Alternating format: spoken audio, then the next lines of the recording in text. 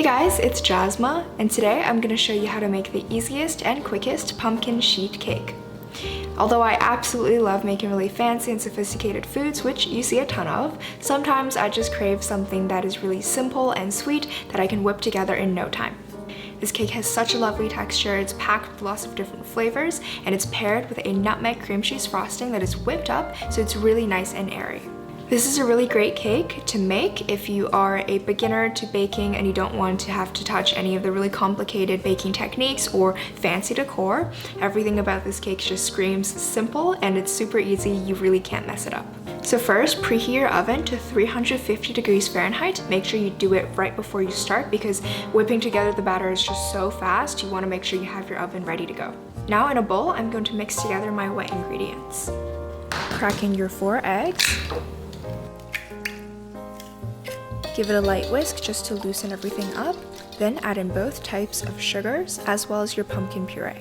I always make my own fresh pumpkin puree because I think the flavor is best. If you want to do it yourself as well, I recently posted a basics video. It will be linked in the corner and in the description below. The puree here is made from kabocha squash, which has a really intense color and the perfect consistency for baked goods. Also add in your flavorless oil and mix everything until combined.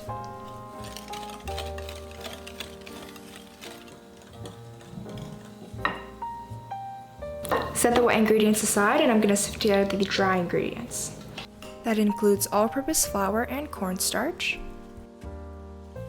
For spices, you can choose your own mix, but here I'm using some ground cinnamon, ground nutmeg, as well as some ground ginger. Also add the baking powder, baking soda, and salt.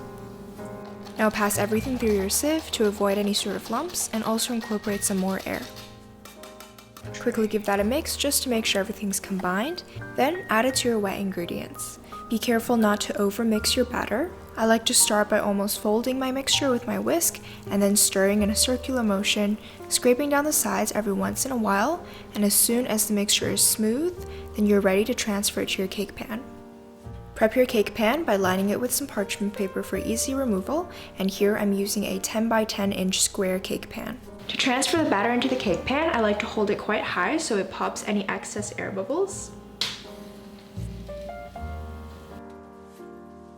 Tap the pan on the counter a couple of times.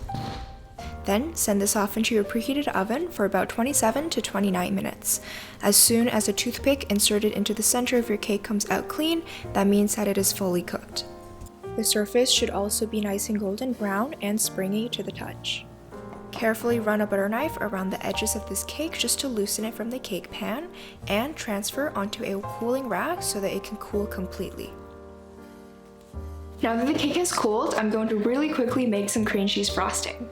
Now usually cream cheese frosting is consisted of cream cheese and butter, and it's kind of just like a cream cheese buttercream. That's not the type of frosting that I usually prefer to make because I find that it's a little bit denser than the version that I'm about to show you, and I'm going to make it with a whipped cream base. I find that this is a lot lighter and a lot airier, and that's the type of frosting that I enjoy eating on my cakes. So my stand mixer, I'm going to add in my cream cheese and sugar. Of course, if you don't have a stand mixer, a hand mixer works as well. Make sure that you are using the block cream cheese, and this does not need to be at room temperature. I actually prefer that it's colder because then it stabilizes the whipped cream. Add in the sugar and start whisking on medium speed for about a minute or two until the cheese is nice and fluffy and the sugar is completely dissolved. For flavoring, I'm using some pure vanilla extract as well as ground nutmeg. If you don't like nutmeg as much as I do, you can either leave this out or use only a little bit, but I swear it's a very good combination.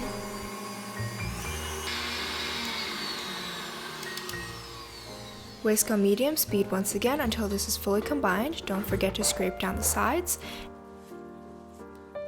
And now in goes the cold whipping cream. Rather than whipping up the cream separately and then folding it with the cream cheese, I'm adding it directly to the mix. Don't worry if it looks a little soupy at first, it will whip up to a nice and stiff peak.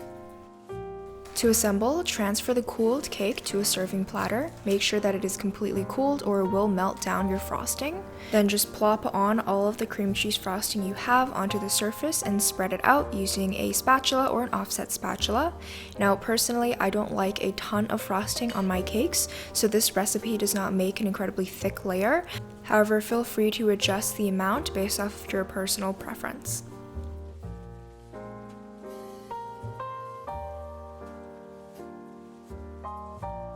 And as some final touches, I have some pumpkin seeds, which I sprinkled randomly on top.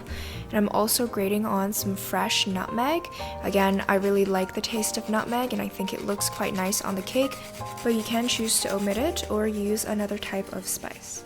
That's it with this cake. It's really as simple as it gets, and the best part about it is since it's a sheet cake, it serves a ton of people. So when you're slicing it up, make sure that you wipe off the knife after each slice to get a really clean cut. The cake itself should have a vibrant orange color, lots of pumpkin and spiced flavors, and it's a very moist cake with fine crumbs. Overall, this is a really great cake that you should try out, especially before the holiday baking gets a little bit stressful. Thank you so much for watching this video. If you liked it, please subscribe to my channel, and I hope to see you guys next time.